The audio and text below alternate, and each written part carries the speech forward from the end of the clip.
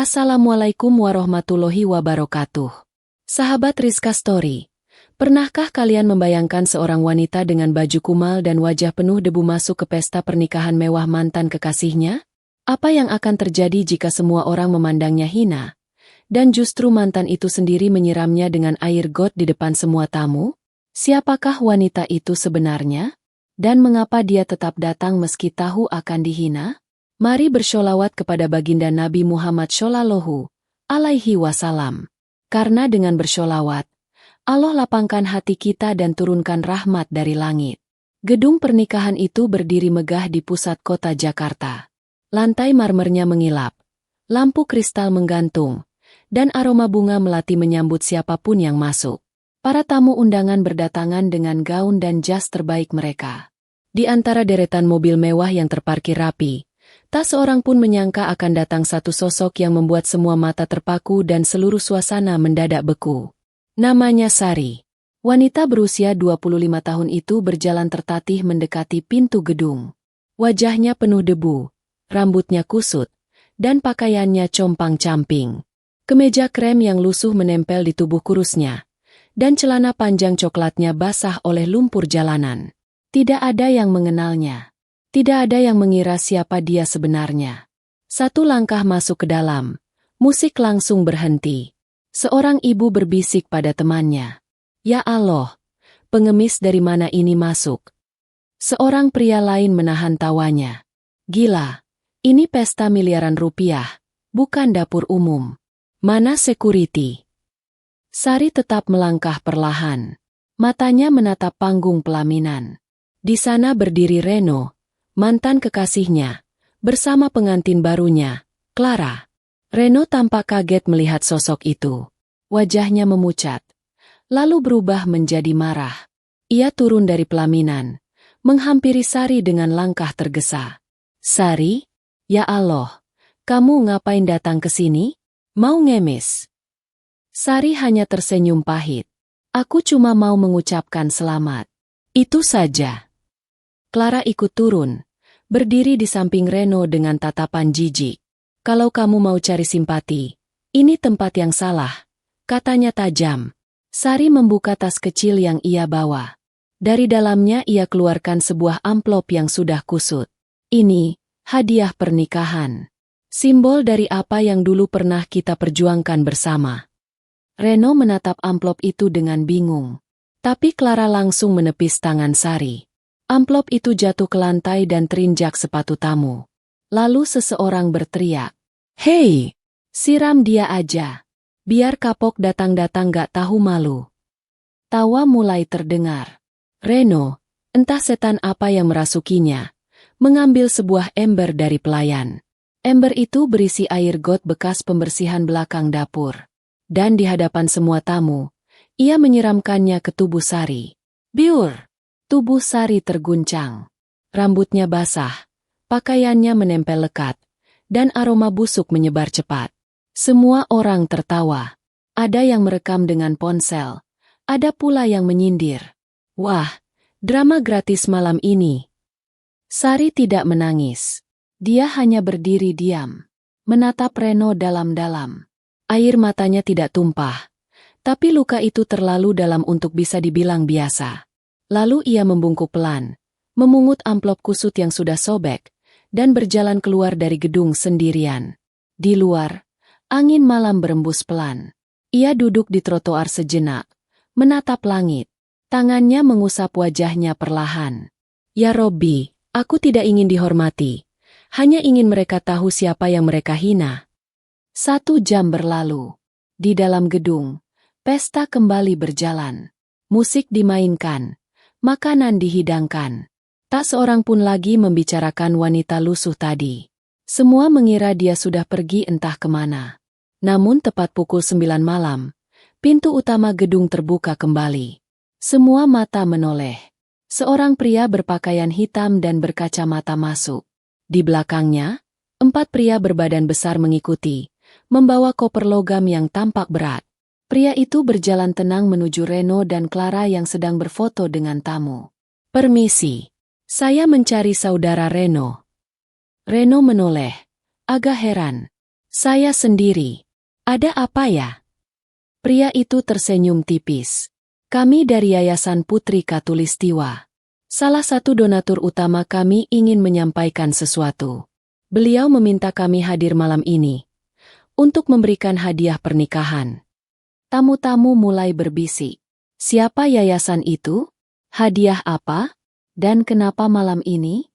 Pria itu membuka koper logam di depan semua orang. Isinya tumpukan uang tunai rapi, pecahan 100 ribuan. Jumlahnya miliaran rupiah. Semua mata membelalak. Reno terpaku.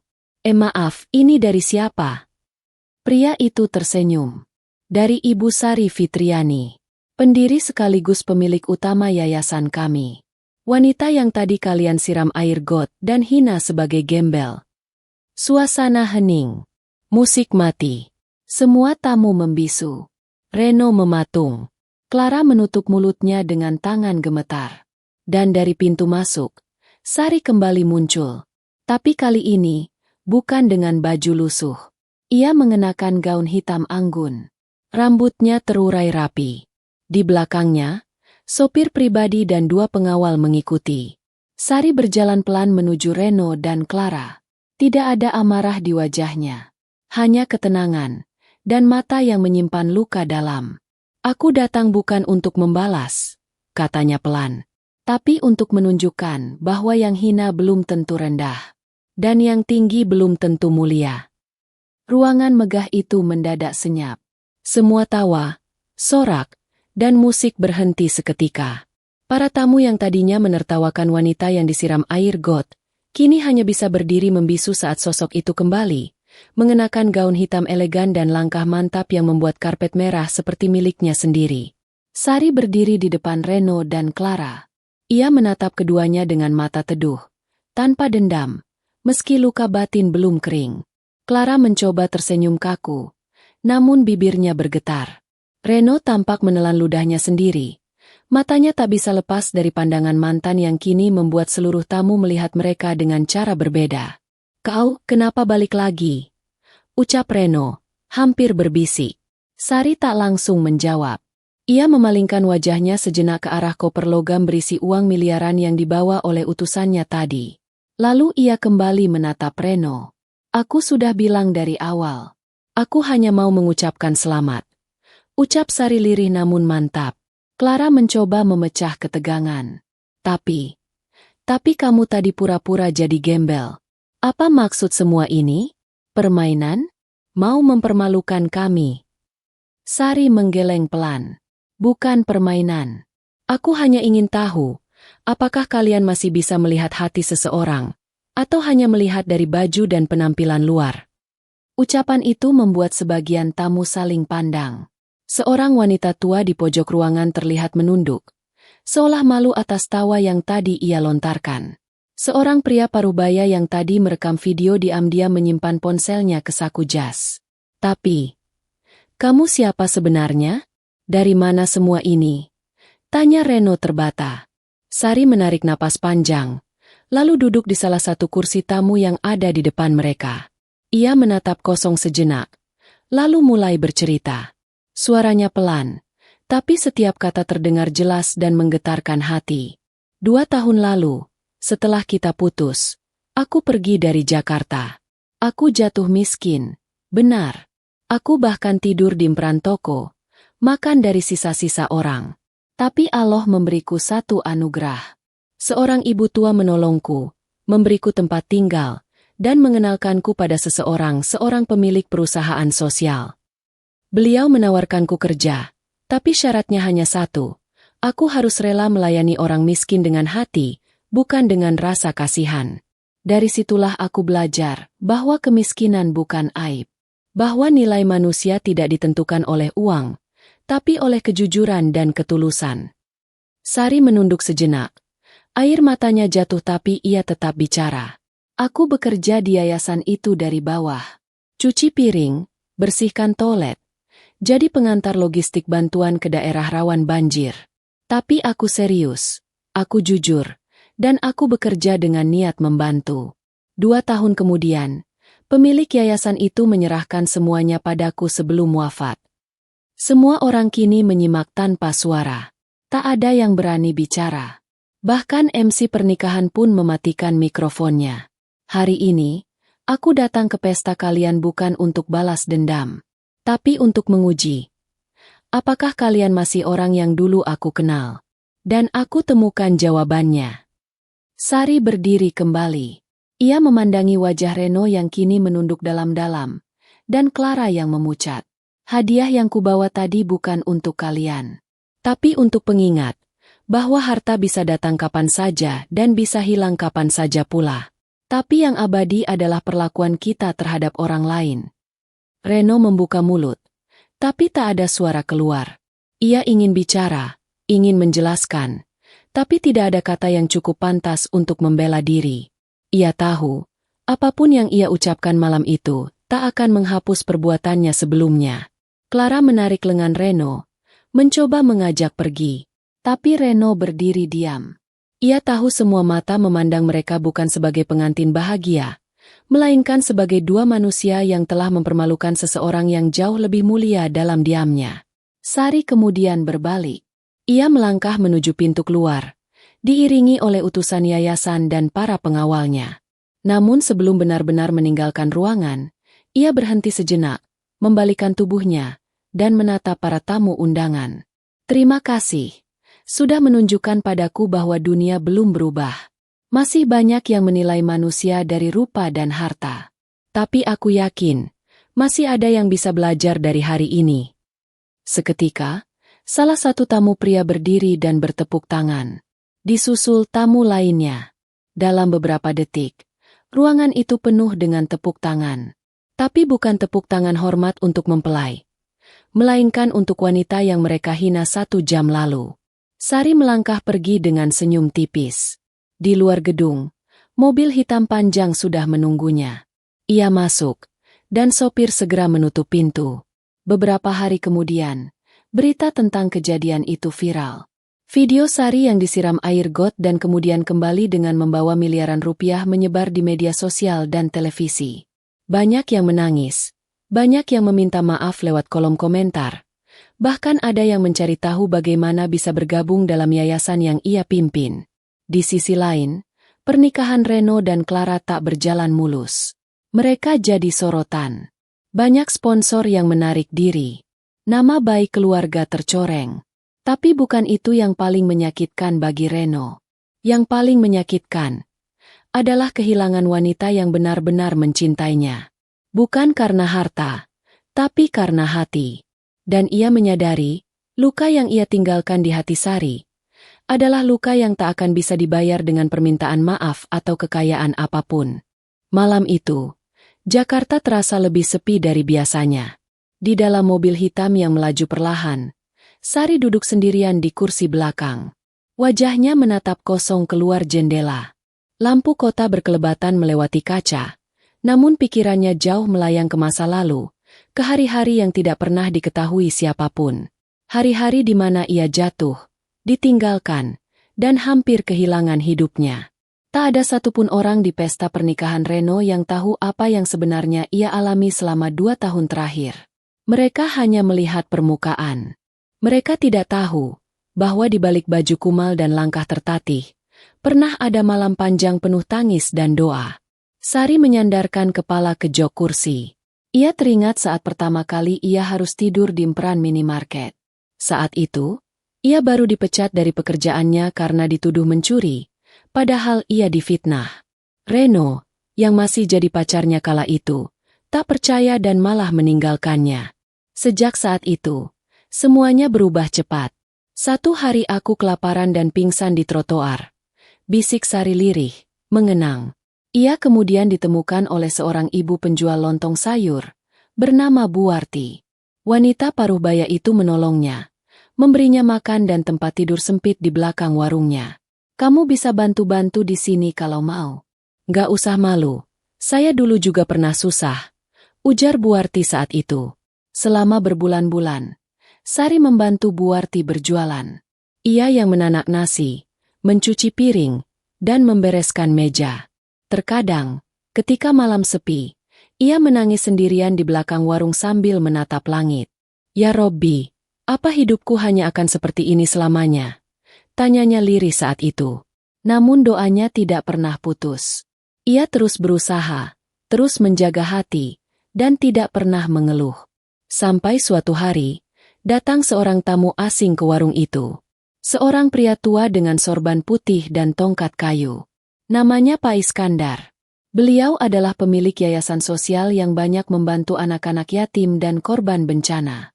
Pak Iskandar melihat bagaimana Sari bekerja, memperhatikan caranya melayani pelanggan dan membantu Bu Warti tanpa pamrih. Setelah beberapa kali datang, Pak Iskandar akhirnya mengajak bicara Sari secara pribadi. "Nak Sari, kamu mau kerja di tempat saya?" tanyanya. Sari mengangguk pelan, walau hatinya ragu. "Tapi saya nggak punya pendidikan tinggi, Pak, saya bahkan cuma lulusan SMA." Pak Iskandar tersenyum. "Yang saya butuhkan bukan gelar, tapi hati. Saya ingin orang yang bisa bekerja bukan cuma dengan tangan, tapi juga dengan keikhlasan." Itulah titik balik kehidupan Sari. Ia mulai bekerja di yayasan kecil itu. Awalnya hanya menjadi petugas kebersihan. Tapi ia tidak pernah merasa rendah. Setiap pagi ia datang paling awal, membersihkan lantai, menyapu halaman, dan menyiram tanaman. Ia bahkan sering menemani anak-anak yatim belajar, membacakan buku cerita, atau mengajari mereka menyanyi.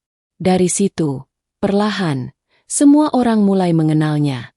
Mereka tidak memanggilnya pembantu atau cleaning service, tapi menyebutnya Kak Sari. Sosok yang hangat, sabar, dan selalu tersenyum. Pak Iskandar, yang sudah tua dan sering sakit-sakitan, lama-lama mulai menganggap Sari seperti anak sendiri. Ia sering meminta Sari menemaninya saat rapat dengan para donatur, atau ketika mengunjungi panti asuhan di luar kota. "Saya ingin kamu belajar banyak hal, Sari. Suatu hari nanti, semua ini mungkin akan saya serahkan padamu," ucap Pak Iskandar suatu malam saat mereka dalam perjalanan pulang dari panti asuhan di Bekasi. Sari kaget mendengarnya.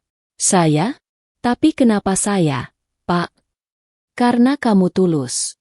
Dan saya percaya, yayasan ini akan lebih besar di tangan orang yang tahu rasanya sakit dan memilih untuk tidak membalas dengan dendam." Waktu berjalan. 2 tahun berlalu. Pak Iskandar wafat dalam tidurnya setelah sempat dirawat beberapa minggu. Tapi sebelum itu, ia sudah menandatangani surat kuasa penuh yang memberikan wewenang penuh kepada Sari untuk memimpin Yayasan Putri Khatulistiwa. Yayasan itu kini berkembang pesat. Dengan koneksi yang ditinggalkan oleh Pak Iskandar, dan kerja keras Sari yang tiada henti, mereka berhasil membangun cabang di beberapa kota besar. Program bantuan pendidikan untuk anak yatim, pembangunan rumah singgah, hingga bantuan logistik saat bencana alam, semuanya berjalan lancar di bawah kepemimpinan Sari. Namun, di balik semua kesuksesan itu, Sari tak pernah melupakan masa lalunya. Ia masih menyimpan sehelai foto lama, foto dirinya bersama Reno, di laci meja kantornya. Bukan karena ia belum move on, tapi karena ia ingin selalu ingat dari mana ia memulai. Orang yang menghina kita hari ini, bisa jadi orang yang kita tolong esok hari. Begitu pesan terakhir dari Pak Iskandar yang terus ia pegang erat. Dan itulah sebabnya mengapa ia datang ke pesta pernikahan Reno malam itu. Bukan untuk membalas, tapi untuk menguji. Menguji apakah orang-orang berubah, atau hanya topeng mereka yang berganti. Ia memilih datang dengan pakaian lusuh, wajah dekil, dan bau tak sedap. Ia ingin tahu siapa yang benar-benar punya hati. Ternyata, jawabannya sudah cukup jelas. Mobil hitam itu kini melaju memasuki halaman rumah besar yang juga difungsikan sebagai kantor pusat yayasan. Para staf sudah berdiri menyambut. Begitu Sari keluar dari mobil, mereka membungkuk hormat. "Selamat datang kembali, Bu Sari." Sari tersenyum lelah namun tulus. Ia melangkah ke dalam, melepas sepatu, lalu menuju kamarnya. Di sana, ia duduk di depan cermin. Wajah cantik dengan tatapan tenang menatap balik dirinya.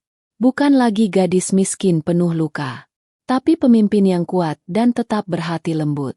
Pagi hari di kantor pusat Yayasan Putri Khatulistiwa selalu diawali dengan doa dan senyuman. Para staf berkumpul di halaman dalam, membaca doa pagi bersama, kemudian menyiapkan logistik untuk kunjungan lapangan. Tapi pagi itu berbeda. Semalam, sebagian besar dari mereka menyaksikan video viral tentang sang pemimpin mereka, Sari Fitriani, wanita yang dihina di pernikahan mantan kekasihnya, lalu kembali dengan kejutan besar. Meski wajah Sari tidak terlihat jelas di video, para staf mengenal langkahnya, mengenal keteguhannya. Beberapa staf bahkan menangis diam-diam, tak menyangka bahwa wanita berhati selembut itu pernah mengalami perlakuan sekeji itu. Mereka tidak hanya kagum tapi bangga, karena mereka bekerja untuk seseorang yang tidak menyimpan dendam, meski sangat pantas untuk melakukannya. Sari sendiri pagi itu belum keluar dari kamarnya. Ia mengurung diri sejak tadi malam, bukan karena marah atau kecewa, tetapi karena sedang mencoba menenangkan hati. Di hadapannya terbentang jendela besar yang mengarah langsung ke Taman Mawar Putih. Di taman itu, bunga-bunga sedang mekar sempurna, seolah ikut merayakan keteguhan hatinya semalam. Sambil menyeduh teh hangat, Sari membuka sebuah kotak kayu kecil yang ia simpan di laci meja. Di dalamnya ada dua benda, foto dirinya bersama Reno 5 tahun silam, dan sepucuk surat yang belum pernah ia buka. Surat itu adalah tulisan tangan Reno, diberikan kepadanya sebelum hubungan mereka memburuk. Tangannya gemetar ketika menyentuh amplop yang sudah menguning. Tapi pagi itu, entah mengapa, hatinya tergerak untuk membacanya. Ia membuka surat itu perlahan. Tulisannya sederhana, sedikit berantakan, namun penuh kenangan. Sari, maafkan aku kalau aku sering keras kepala. Aku tahu kamu orang yang kuat, dan itu kadang membuatku merasa kecil di hadapanmu. Tapi aku ingin kamu tahu, apapun yang terjadi, kamu adalah satu-satunya perempuan yang membuatku merasa dihargai. Jika suatu saat aku berubah, atau membuatmu menangis, mungkin itu karena aku terlalu takut kehilanganmu. Sari menarik napas panjang. Surat itu terasa seperti luka yang belum kering. Ia tahu, semua janji yang tertulis di situ sudah lama teringkari. Tapi bukan surat itu yang menyakitinya, melainkan ingatan bahwa cinta bisa berubah menjadi penghinaan dalam sekejap. Jika hati seseorang telah tertutup oleh dunia. Ia melipat surat itu kembali, memasukkannya ke kotak, lalu berdiri. Hari ini, ia punya agenda penting. Bukan hanya kunjungan sosial, tetapi pertemuan dengan pejabat tinggi di Kementerian Sosial untuk kerjasama nasional. Tapi sebelum berangkat, ia memutuskan untuk berjalan sebentar ke Taman Mawar Putih. Taman itu tidak hanya indah, tapi menyimpan kenangan. Dulu, sebelum menjadi pemilik yayasan, Sari sering menyapu taman itu setiap pagi. Ia selalu menyiram sendiri setiap tanaman, meskipun saat itu ia hanyalah staf kebersihan. Setiap bunga yang tumbuh di sini, pernah melihatku menangis. Gumamnya lirih sambil menyentuh kelopak mawar putih yang basah oleh embun. Tiba-tiba, langkah kaki seseorang terdengar mendekat dari belakang. Seorang staf muda bernama Liana datang membawa berkas laporan. Maaf, Bu Sari. Ini laporan pengajuan logistik bantuan untuk banjir di Subang. Dan, ada tamu di ruang tunggu. Katanya penting. Sari menoleh, menatap Liana. Siapa namanya? Dia bilang namanya Clara. Dada Sari terasa berat. Nama itu langsung membangkitkan kembali peristiwa semalam. Tapi ekspresi wajahnya tetap tenang. Ia mengangguk. Baik. Suruh tunggu sebentar. Saya akan temui dia. Ruang tamu di kantor yayasan itu cukup sederhana, dengan hiasan lukisan anak-anak yatim yang dilukis sendiri oleh para penerima beasiswa. Clara duduk gelisah, mengenakan blus biru dan celana bahan. Riasannya tipis, tapi ada kantung mata yang jelas di bawah matanya. Ia tampak gugup, sesekali menggenggam tangan sendiri. Pintu ruangan terbuka. Sari masuk dengan langkah lembut. Matanya menatap Clara tanpa emosi. Hanya keteduhan seorang wanita yang sudah terlalu sering menghadapi badai. Silakan duduk. Clara, ada yang bisa saya bantu? Clara langsung berdiri dan membungkuk. Sari saya minta maaf. Sari tetap berdiri. Tidak marah, tidak tersenyum, hanya diam. Clara menangis. Air matanya jatuh ke lantai. Aku tahu kami salah. Aku tahu kami terlalu menghina. Tapi kamu harus tahu, Aku tidak pernah tahu kamu seperti ini. Aku pikir kamu hanya perempuan pengganggu. Pengganggu? Tanya Sari pelan. Clara mengangguk. Reno bilang kamu mantan pacarnya yang suka minta-minta dan sering bikin drama. Aku percaya saja. Tapi semalam, setelah semua yang terjadi, aku tahu aku salah besar. Sari menarik napas dalam-dalam, lalu duduk di sofa seberangnya. Clara, kamu tidak perlu meminta maaf padaku. Yang perlu kamu pikirkan adalah bagaimana kamu memperlakukan orang lain ke depan. Karena harga diri seseorang tidak ditentukan dari apa yang ia kenakan, tapi dari apa yang ia tanam di hati. Clara mengusap air matanya. Aku kehilangan banyak hal sejak semalam. Sponsor acara menarik diri. Ayahku marah besar. Dan Reno, dia mengurung diri. Dia bilang, dia lebih malu pada dirinya sendiri daripada pada dunia. Sari menunduk. Hatinya ikut pedih. Ia tidak pernah berniat menjatuhkan siapapun. Tapi kadang, kebenaran memang menampar lebih keras dari balas dendam. Clara berdiri perlahan. Aku akan pergi. Terima kasih sudah bersedia bertemu. Sari mengangguk. Tapi sebelum Clara melangkah keluar, ia memanggilnya. Clara, hidup akan mengajarkanmu banyak hal. Tapi jangan pernah biarkan dunia mengajari kita untuk merendahkan orang lain hanya karena kita merasa di atas. Karena yang di atas bisa jatuh kapan saja. Clara menunduk dalam-dalam. Lalu pergi tanpa menoleh. Hari berganti. Dan berita tentang kejadian di pesta pernikahan itu semakin meluas. Banyak orang datang ke yayasan untuk sekadar menyumbang, ingin mengenal lebih dalam sosok Sari, atau bahkan hanya meminta nasihat. Tapi Sari tetaplah Sari. Ia menolak jadi selebriti dadakan. Ia tetap memilih mengantar bantuan sendiri ke daerah banjir, tidur di tenda darurat bersama relawan, dan makan nasi bungkus bersama anak-anak panti. Namun ada satu surat datang ke kantornya yang membuat hatinya kembali bergetar. Surat itu berasal dari Reno. Sari membacanya perlahan. Duduk di kamar malam hari. Sari, semalam aku berdiri di depan cermin. Aku tidak melihat Reno yang bahagia. Aku melihat pria pengecut yang mengorbankan cinta sejatinya demi gengsi dan penampilan. Aku ingin minta maaf, tapi tak ada kalimat yang cukup untuk menggantikan air got yang aku siram ke tubuhmu. Sari, aku menyesal, tapi aku tidak berharap kau memaafkanku. Aku hanya ingin kamu tahu. Aku selalu tahu kamu lebih baik dariku. Hanya saja aku baru bisa mengakuinya sekarang, saat semuanya terlambat. Sari memejamkan mata. Air matanya jatuh tanpa suara. Tapi bukan air mata dendam. Itu air mata ikhlas, yang hanya dimiliki oleh hati yang pernah dilukai, namun memilih memaafkan. Mentari pagi di Jakarta menembus jendela kamar Sari dengan lembut.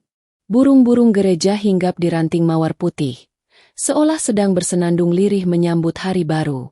Tapi pagi itu, hati Sari tak secerah langit biru.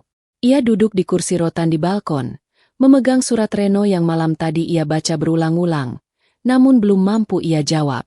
Tangannya memegang lembaran surat itu erat, namun bukan karena marah, melainkan karena hening dalam batinnya terasa jauh lebih berisik daripada dunia luar. Dalam surat itu, Reno mengakui segalanya. Bukan hanya kesalahan saat pesta pernikahan, tapi juga kebohongan selama mereka masih bersama. Sari, aku mencintaimu dulu, tapi aku juga pengecut. Aku malu mengakui pacarku seorang gadis yatim piatu, tidak punya rumah, dan hidup dari beasiswa. Ketika keluargaku menekanku, aku memilih jalan mudah, meninggalkanmu. Kalimat itu tertancap dalam di hati Sari.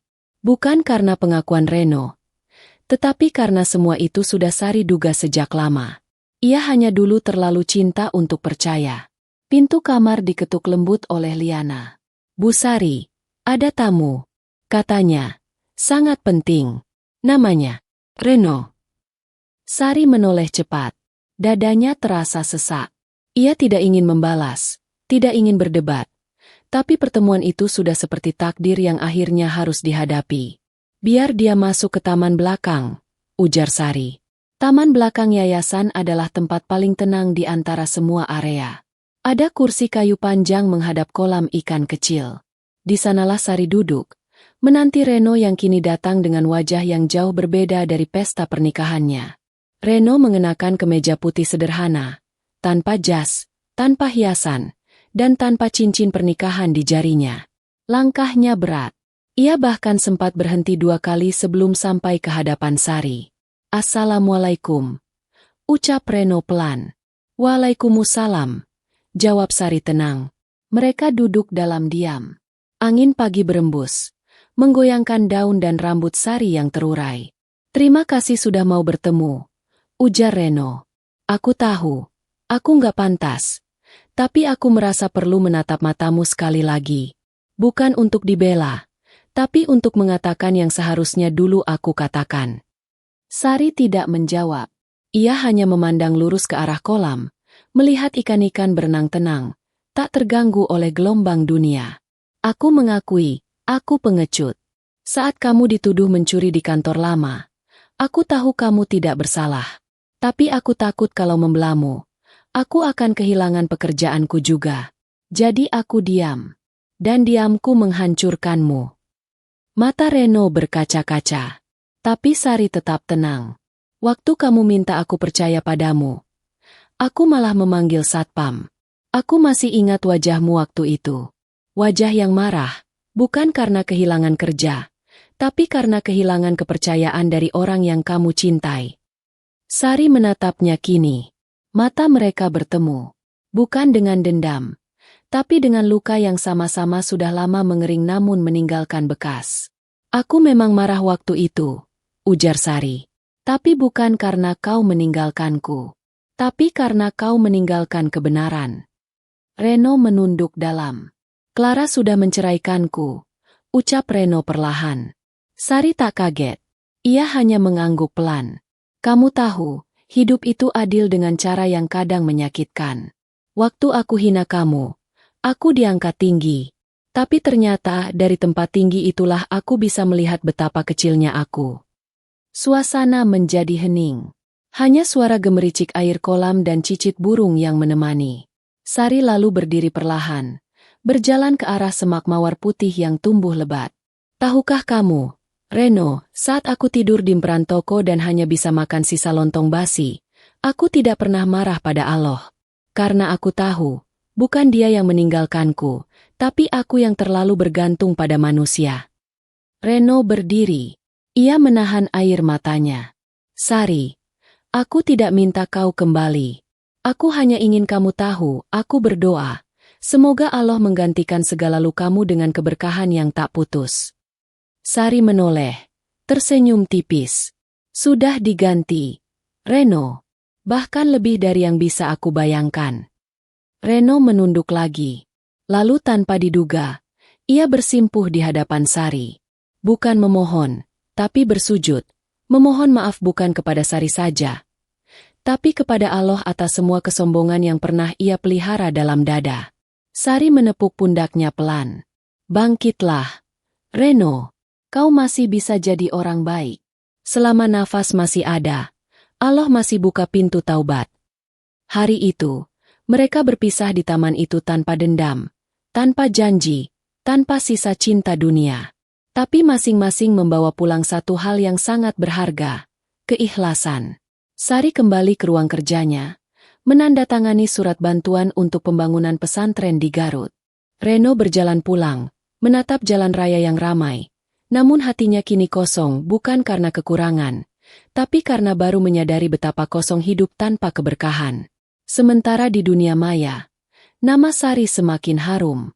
Tapi ia tetap menolak undangan talk show, wawancara televisi, atau kolaborasi dengan selebriti. "Saya bukan pahlawan," katanya pada wartawan yang menunggunya di luar pagar yayasan. "Saya hanya wanita biasa yang pernah dihina, lalu diberi kekuatan oleh Allah untuk tidak membalas." Dan sore itu, ia menyendiri di balkon kamarnya, membaca buku tentang kisah para sahabat Nabi yang difitnah namun tetap sabar. Karena baginya, tidak ada balas dendam yang lebih menyentuh, selain menunjukkan bahwa Allah mampu mengangkat derajat orang yang dipandang hina oleh manusia. Beberapa hari berlalu sejak Reno mendatangi taman belakang kantor yayasan. Heningnya pertemuan itu masih membekas di hati Sari. Ia tidak pernah menyangka, pria yang dulu meninggalkannya demi gengsi, lalu menghina dan menyiramnya dengan air got, kini duduk bersimpuh di hadapannya, menangis, dan meminta maaf tanpa berkata banyak. Tapi bagi Sari, pertemuan itu adalah akhir dari bab lama yang telah lama ia tutup. Ia tak ingin membawa luka itu lagi, tak ingin mengingat-ingat siapa yang menyakiti. Kini ia hanya ingin berjuang di jalan yang Allah pilihkan untuknya, menolong mereka yang dulu pernah berjalan di lorong gelap sepertinya. Namun, Allah selalu punya rencana. Suatu siang, Liana datang ke ruang kerja Sari dengan raut wajah khawatir. "Bu, ada yang harus ibu lihat." Sari menoleh dari tumpukan proposal yang ia baca. "Ada apa?" "Kami dapat kiriman video dari seorang volunteer di Cianjur. Isinya tentang Reno." Sari mengambil tablet yang diberikan Liana. Ia menyalakan video itu, dan layar menampilkan gambar seorang pria muda dengan pakaian lusuh, membantu relawan menurunkan beras dan air mineral dari truk bantuan ke gudang logistik di daerah pengungsian. Itu adalah Reno. Dengan tangan kotor, wajah berkeringat, dan senyum tulus.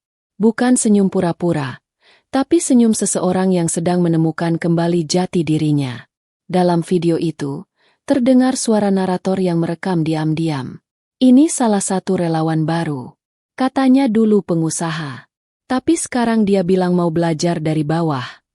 Sari terdiam. Ia menutup video itu, dan menyandarkan tubuh ke kursi. Ada rasa yang sulit ia ungkapkan. Antara haru, dan keteguhan bahwa hidup memang selalu mampu membalikan apa yang manusia sangka sudah final. "Biarkan dia di sana," ucap Sari pelan. "Jangan beri perlakuan khusus. Tapi pastikan dia makan cukup dan tidurnya layak." Liana mengangguk. "Iya, Bu." Hari-hari berlalu. Sari kembali disibukkan dengan kegiatan yayasan, termasuk persiapan bantuan ke Kalimantan Selatan. Tapi di sela-sela kesibukan itu, berita tentang Reno terus datang. Ia diketahui menetap di posko pengungsian, membantu mulai dari menyapu, memasak, hingga menemani anak-anak bermain. Hingga akhirnya, satu malam, Sari memutuskan mengunjungi lokasi itu. Ia datang tanpa rombongan besar, hanya ditemani sopir dan Liana. Ia mengenakan jaket sederhana dan kerudung abu-abu, menyamar sebagai relawan biasa. Sesampainya di lokasi, suasana gelap karena hujan baru saja turun. Tapi terdengar suara tawa anak-anak dari tenda darurat. Di sanalah ia melihat Reno, duduk bersila, memegang buku cerita, membacakan dongeng kepada belasan anak kecil yang duduk melingkar. Dan akhirnya, sang semut kecil menyelamatkan Raja Singa. Dari kisah itu, kita belajar jangan meremehkan yang kecil. Karena yang kecil kadang punya kekuatan yang tidak kita sangka. Anak-anak bersorak kecil, dan Reno tersenyum. Ia tidak menyadari bahwa dari kejauhan, Sari menatapnya. Tak ada amarah, tak ada luka, hanya keheningan yang penuh makna. Sari tidak langsung menemuinya malam itu. Ia hanya diam-diam melihat, lalu kembali ke mobil dan berkata, dia sedang belajar. Biarkan proses itu menyempurnakan dirinya. Beberapa minggu kemudian, Reno kembali ke Jakarta. Tapi kali ini, bukan sebagai tamu undangan pesta atau pengusaha kaya. Ia datang sebagai relawan, membawa laporan kegiatan bantuan dari daerah. Ia menyerahkannya ke kantor pusat yayasan. Ketika ia bertemu Sari di ruang kerja, ia tetap menunduk hormat. Terima kasih sudah memberi saya kesempatan untuk membersihkan diri, meski saya tak layak. Sari mempersilakan Reno duduk. Allah yang beri kesempatan. Kita hanya jadi jalan. Mereka berbicara seperti dua insan biasa. Tanpa luka masa lalu. Tanpa bayang-bayang dendam. Reno kini lebih banyak diam dan mendengar. Ia tak lagi banyak bicara. Tapi setiap kalimatnya penuh dengan rasa rendah hati. Sari akhirnya berkata, kau tahu Reno, dulu aku sangat marah karena kau mempermalukanku di depan semua orang. Tapi kini aku paham, kau tidak sedang menghina aku waktu itu. Kau sedang memperlihatkan sisi kelam dari jiwamu sendiri. Reno menunduk lebih dalam.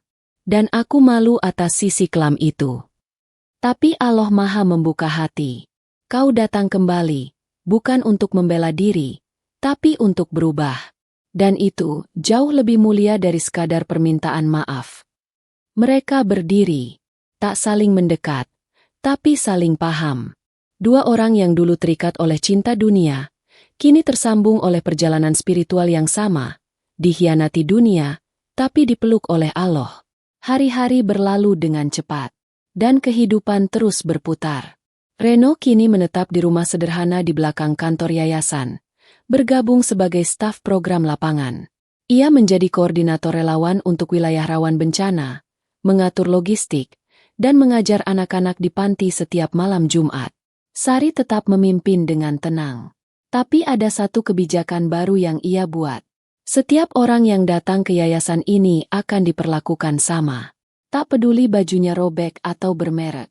Tak peduli datang dengan mobil atau jalan kaki. Karena kita bukan menilai manusia dari luarnya. Plakat itu kini dipasang di dinding ruang tamu yayasan, terukir indah di atas kayu jati. Dan malam itu, di saat bulan purnama menggantung di langit, Reno kembali menulis sesuatu di buku catatannya. Ia menulis satu kalimat. Terima kasih ya Robby. Engkau mengangkat orang yang aku hina, agar aku bisa melihat siapa sebenarnya yang patut aku hormati. Langit sore di Jakarta hari itu terlihat seolah sedang bersiap menyambut sesuatu yang istimewa. Awan-awan tipis mengambang pelan, dan cahaya keemasan mentari senja memantulkan siluet pohon di halaman kantor Yayasan Putri Katulistiwa. Di bawah pohon terembesi besar, anak-anak panti duduk rapi mengenakan pakaian putih. Mereka bersiap menyambut malam spesial, malam penghargaan relawan tahunan, yang diadakan setiap bulan Muharram. Sari duduk di tengah-tengah para pengurus yayasan. Wajahnya tenang, matanya lembut seperti biasa, namun sorotnya penuh makna. Ini bukan pertama kali ia memimpin acara seperti ini, namun ada sesuatu yang berbeda di malam ini. Sebuah nama yang akan ia sebut untuk menerima penghargaan tertinggi, bukan berdasarkan lama pengabdian, melainkan karena perubahan hati yang tak bisa disangkal. Acara dimulai dengan lantunan sholawat dari anak-anak panti, membuat suasana berubah syahdu. Setelah sambutan dari pembina yayasan dan doa bersama, tibalah saatnya untuk mengumumkan penghargaan relawan penerang hati, penghargaan tahunan yang hanya diberikan kepada satu orang. Sari bangkit dari kursinya. Semua mata tertuju padanya. Saudaraku sekalian, ucapnya dengan suara pelan namun menyentuh. Tahun ini, penghargaan penerang hati tidak diberikan kepada seseorang yang paling lama mengabdi, atau paling besar menyumbang.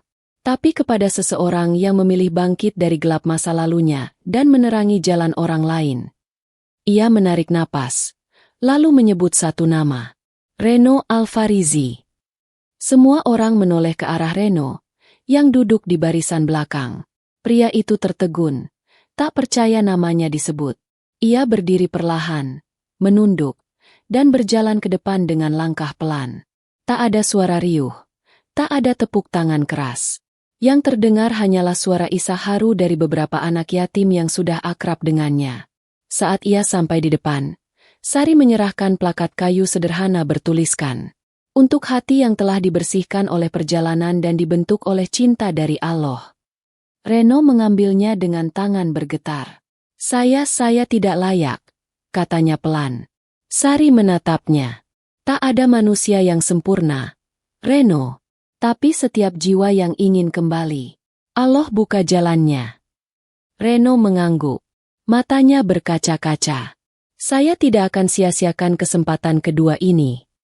Acara berlanjut dengan makan malam bersama. Semua duduk di tikar panjang, menikmati nasi liwet sederhana. Sari makan bersama anak-anak, mendengarkan celoteh polos mereka, tertawa kecil di sela-sela canda mereka. Malam itu begitu hangat. Tidak berlimpah, tapi cukup. Bahkan sangat cukup. Karena cinta dan keberkahan tidak diukur dari gedung megah, tapi dari seberapa banyak hati yang tersentuh. Seminggu kemudian, Sari berdiri di depan bangunan tua yang baru saja dibeli yayasan. Bangunan itu dulunya adalah gedung bioskop tua yang terbengkalai. Kini, ia akan direnovasi menjadi pusat pelatihan gratis bagi perempuan miskin dan anak jalanan. Sari memberi nama tempat itu, Rumah Mawar Putih, Diambil dari taman favoritnya. Ia ingin di sana, perempuan-perempuan yang selama ini dianggap hina, bisa bangkit. Bisa belajar menjahit, memasak, membuat kerajinan tangan, hingga belajar agama. Karena perempuan yang terdidik, ujarnya saat peresmian, adalah tiang utama bagi bangsa yang kuat. Di sela peresmian, datang seorang wanita tua dengan wajah asing, memeluk Sari tiba-tiba. "Nak, aku hanya ingin mengucapkan terima kasih. Anakku dulu nyaris mati karena narkoba. Tapi dia diselamatkan oleh salah satu relawan yayasanmu. Dan sekarang dia yang mengajakku ke sini." Sari memeluk wanita itu, sambil berbisik. "Semua karena pertolongan Allah, Bu. Kita hanya jembatan kecilnya."